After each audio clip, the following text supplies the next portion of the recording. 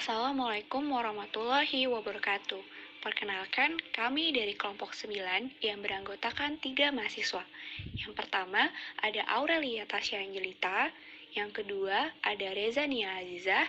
Dan yang ketiga, ada Rina Anggreni Saputri. Di sini, kami ingin menjelaskan terkait Bank BTPN. Bank BTPN merupakan bank devisa hasil penggabungan usaha PT Bank Tabungan Pensiunan Nasional Tbk dengan PT Bank Sumitomo Mitsumi Indonesia atau SMBCI. Bank BTPN memfokuskan diri untuk melayani segmen mass market yang terdiri dari para pensiunan, pelaku usaha mikro, kecil, dan menengah yang disebut sebagai UMKM, komunitas prasejahtera produktif, dan segmen konsumen kelas serta segmen korporasi.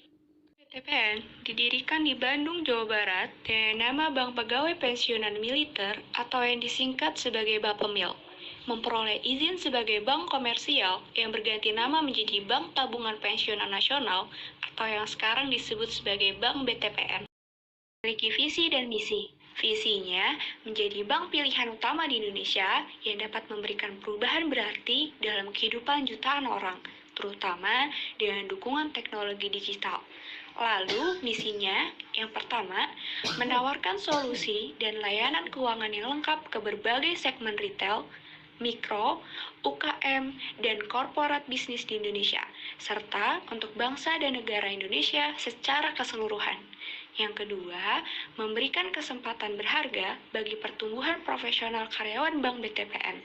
Yang ketiga, menciptakan nilai yang signifikan dan berkesinambungan bagi stakeholder termasuk masyarakat Indonesia. Kemudian, terdapat strategi Bank BTPN.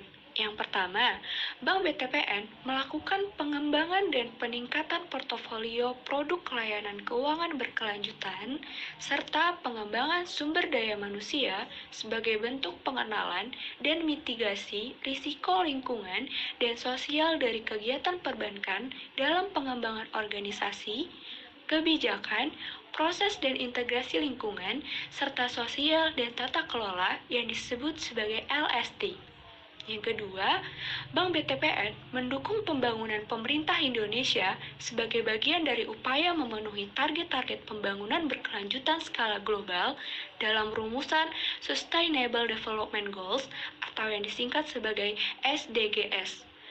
Yang ketiga, Bank BTPN menjalankan praktik tata kelola perusahaan yang ditekankan dalam Peraturan OJK atau POJK tentang penerapan tata kelola bagi bank umum sebagaimana diatur dalam POJK nomor 55 atau POJK nomor 03 tahun 2016. Dan selanjutnya kita akan membahas tentang kelebihan dari Bank BTPN. Bank BTPN ini mempunyai beberapa kelebihan. Yang pertama, tidak memiliki setoran awal, mempunyai dukungan dan komitmen yang tinggi dari direksi terkait masalah pengawasan dan jaminan khusus.